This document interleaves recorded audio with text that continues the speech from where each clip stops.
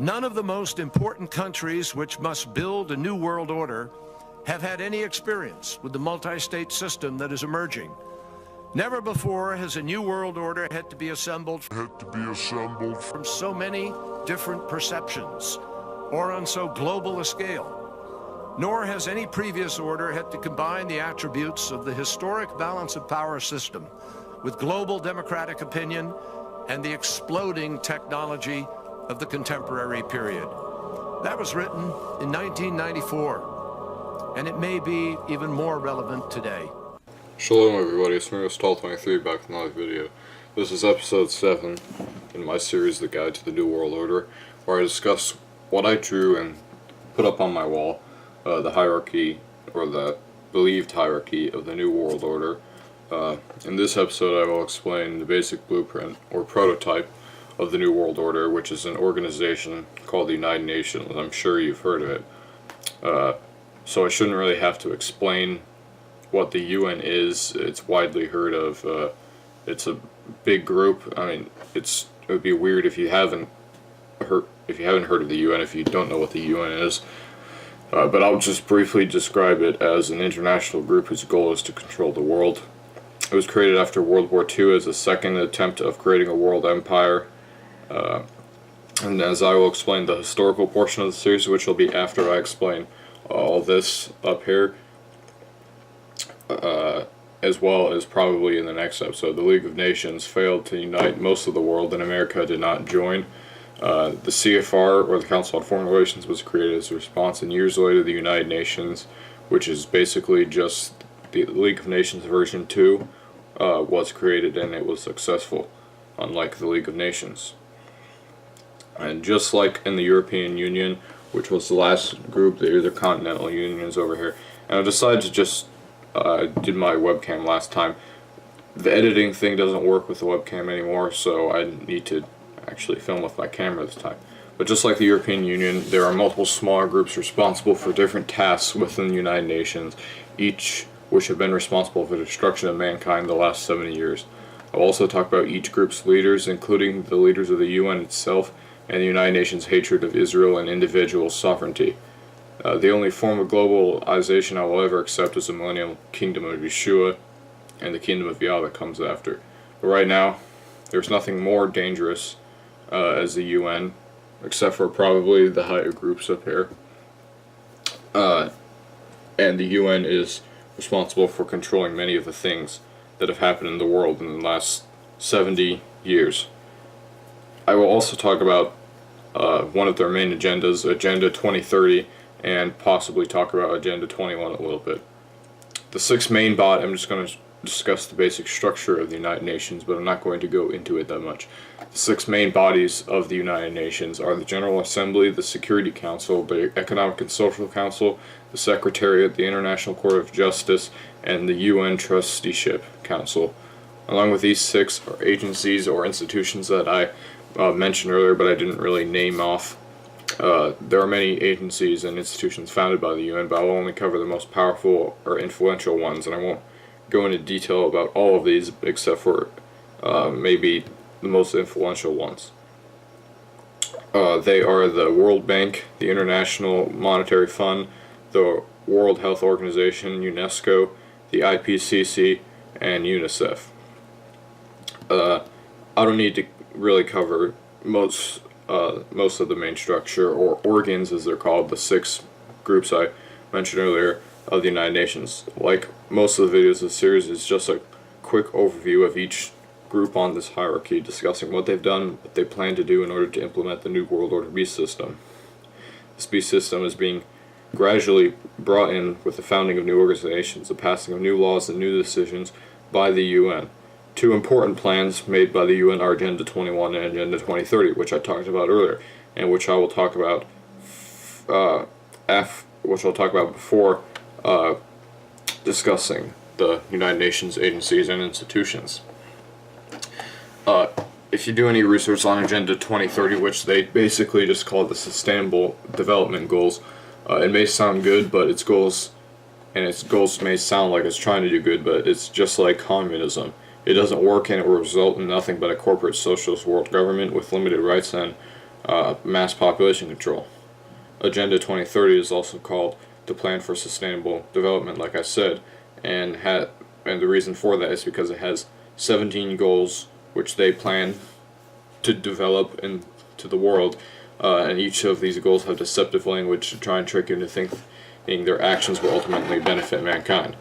And as I read off these, they may sound good to you, but I'll explain how they plan to do this and why it actually won't work. The first goal of the 17 of Agenda 2030 is to end poverty in all its forms everywhere. And like I said, this sounds like a good idea, but how they might do it is not, and will ultimately result in even more widespread poverty. Their solution to the problem is centralized banks like the European Central Bank and the Federal Reserve, which I talked about in the last video and the video before that, the International Monetary Fund and World Bank, and a singular world currency being mostly digital, with a complete world system of socialism, while the elite continue capitalism to get richer under the disguise that they're trying to end poverty. The second goal is to end hunger and achieve food security, improve nutrition, and promote sustainable agriculture. The meaning of this, of course, is to create more GMOs or genetically modified organisms into foods and false foods to end hunger, but continue to kill more people as a result. The third goal is to ensure healthy lives and to promote well-being for all ages. And of course, by this it means forced mass vaccinations, forcing to eat food that isn't really food, and introduction of more pharmakia or poisonous medicine, drug sorcery to poison your body and destroy your immune system even more. The fourth goal is to ensure inclusive and equitable quality education and promote lifelong learning opportunities for all. By that, the UN means that they want to brainwash more people with compulsory education, forcing globalist propaganda and scientific and historical lies, and to better enforce the model of Jesuit education to train more people to carry out the actions of the New World Order. And the fifth goal is to achieve gender equality and empower all women and girls. And by that, it means it wants to control the population by pushing for and allowing abortion and other forms of birth control, and to destroy the traditional family structure and promote the lies and ridiculousness of fourth wave feminism, which will completely destroy normal morality. The sixth goal is to ensure availability and sustainable management of water and sanitation for all. By that, they mean continue to add fluoride into the water supply to further control the population and further make us into brain-dead zombies, and to privatize water sources and to give them to powerful international banks. Just going to adjust that a little bit. Seventh goal is to ensure access to affordable, reliable, and sustainable energy for all, and by that they mean allow electricity and energy to people in order to create a massive power grid for mass surveillance. The eighth goal is to promote sustained, inclusive, and sustainable economic growth, full and productive employment, and decent work for all, which means introduce terrible trade agreements like the TPP, and to expand the power of corporations and banks to give more people more jobs, but to use them as slaves for the use of mega corporations.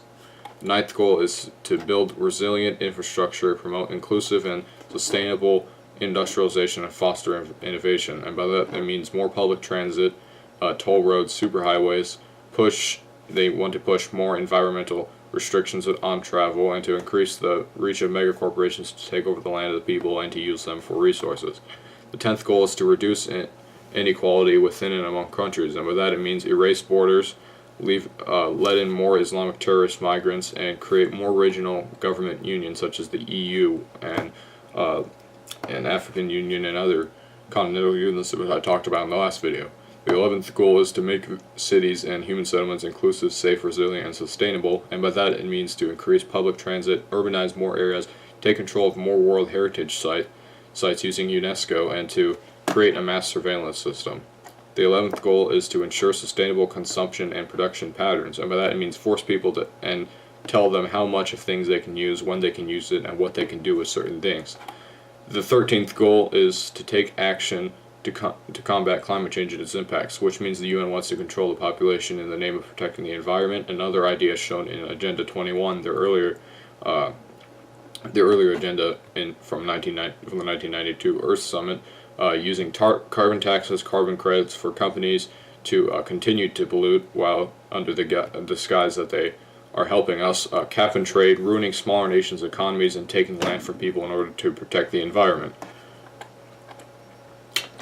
The 14th goal is to conserve and sustainably use the ocean, seas, and marine resources for sustainable development, and by that they mean that they want to put in environmental restrictions to restrict our rights and to gain control of the oceans and to have mineral rights over the ocean floors. 15th goal is to protect, restore, and promote sustainable use of terrestrial ecosystems, sustainably manage forests, combat deforestation, and halt and reserve land degradation and halt biodiversity loss, and it's pretty much the same as the last one, except it's control over land and forests instead of oceans. The 16th goal is to promote peaceful and inclusive societies for sustainable development, provide access to justice for all, and build effective, accountable, and inclusive institutions at all levels. And by that, the UN means it wants to send out peacekeeping missions to take down any government or person it believes to be a threat to its agenda, to remove the right to bear arms, to give identification and ID numbers to all its slaves, and to imprison all those who speak up against their laws. The 17th goal is to strengthen the means of implementation and to revitalize the global partnership for sustainable development. And the meaning of this last goal is that the UN wants to remove national sovereignty through a variety of methods in order to create global governments, economy, and religion, to try and force all cultures together and to promote globalism. So everything I just described, the 17 goals, are what's part of Agenda 2030, named so because the UN plans to accomplish all of these goals by the Gregorian year of 2030. Hopefully they will not fully be able to, and the Messiah will return to stop them before the complete system is integrated. However, the UN is doing these things through their institutions, which I named at the beginning of the video, and now that I've explained Agenda 2030, or the ultimate goal of the United Nations, I will go into what UN groups are being used to achieve this goal. The first is the World Bank, the international monetary institution that loans money to over 189 world nations, and even though it's a bank, it's involved in many political activities. By paying the money out for the global UN operations, they're essentially to the UN what the Federal Reserve is to the United States. The predecessor to Agenda 2030, not Agenda 21, but the Millennium Development Goals, which I think was produced the same year, had 8 goals out of the 17 of Agenda 2030, and those 8 goals are all financed by the World Bank. So 8 goals in the Agenda 2030 that I just named. There's a list of them somewhere about what exactly 8 goals they are. Didn't write them down or anything, but 8 goals are attempted to carry out by the United Nations, is being brought forth by the monetary power of the World Bank. And the World Bank is not the only financial institution responsible for the creation of the New World Order through economics. The IMF, which is the International Monetary Fund, is even more powerful and is one of the biggest pushers for a global economy and government.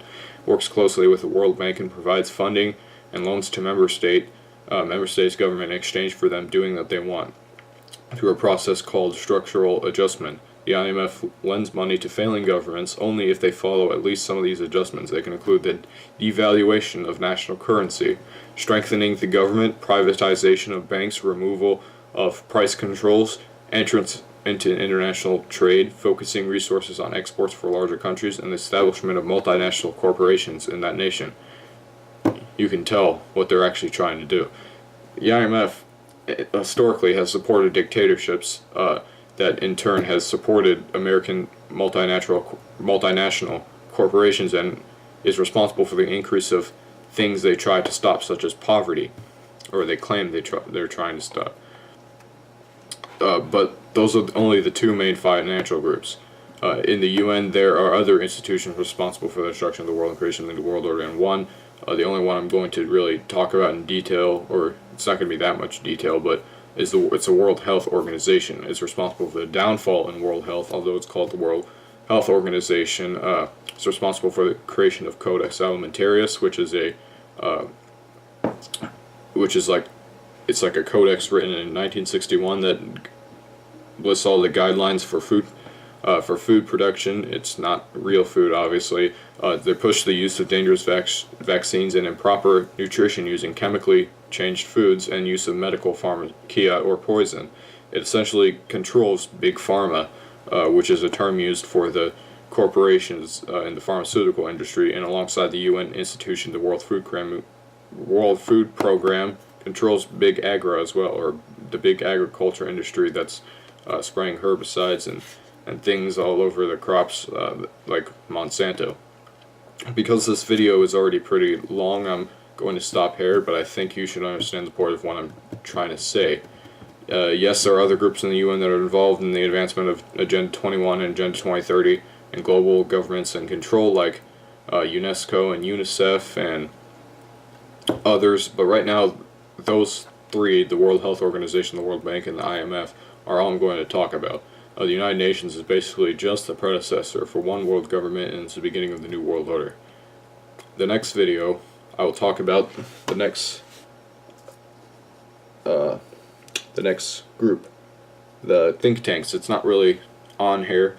I have it kind of scattered, but I'm going to talk about the think tanks made up of corporate, governmental, and religious leaders who meet together to talk about things, and that includes the Council on Foreign Relations, the Bilderberg Group, the Trilateral Commission, and the Club of Rome. The Club of Rome is not on here, and the Council on Foreign Relations, Trilateral Commission, and Bilderberg Group are weirdly put here, but I'm just going to talk about think tanks in general in the next episode. So that's it for today. Goodbye.